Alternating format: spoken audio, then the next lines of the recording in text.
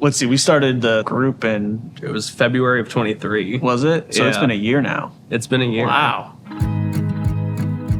Yeah, so I'm Drew Schoonmaker. I'm originally from the great state of Michigan, and my wife grew up here, so she's been going to Grace her entire life. Together we've got now 3 kids, just had our third, a little boy, just a couple weeks ago.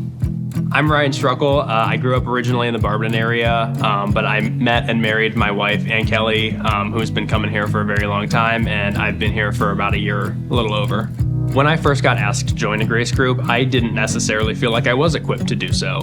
I didn't have the super in-depth biblical knowledge. I didn't have scriptures memorized, but it wasn't like that at all. I joined, I went, and I've taken so much out of it. And getting other people's perspective aside from yourself and gaining insight from others is just extremely helpful.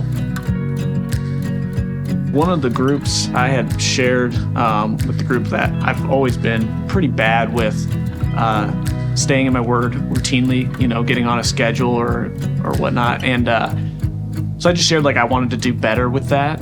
And then after that group session, Ryan texted me and was like, hey man, I feel like I've got the same struggle. What do you think about kind of just trying to text back and forth and keep some accountability? Yeah, and I mean, since then we've kind of been going over some of the same verses and just texting each other daily.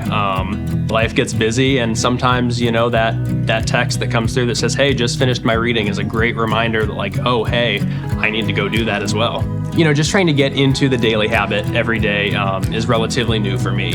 So having the accountability and the encouragement to stay in it, is beneficial for me with my studies, but also just the reminder to keep things moving and stay in the Word. I would say for me in my journey, I spent about 7 years in the Army, and during that time, it was some of the loneliest times for us because we were away from family. You move so often, you just don't feel like you get that connection. And then since then, I've been diving in, since we moved back, diving into having a group and having a community around us. And God's been able to use that to now it's not living day to day, just trying to get by, but it's thriving. And my heart's full of so much more joy, and my life is so much more fruitful, and the days are just brighter now. Joining a Grace group was one of the best things that I could have done for my faith.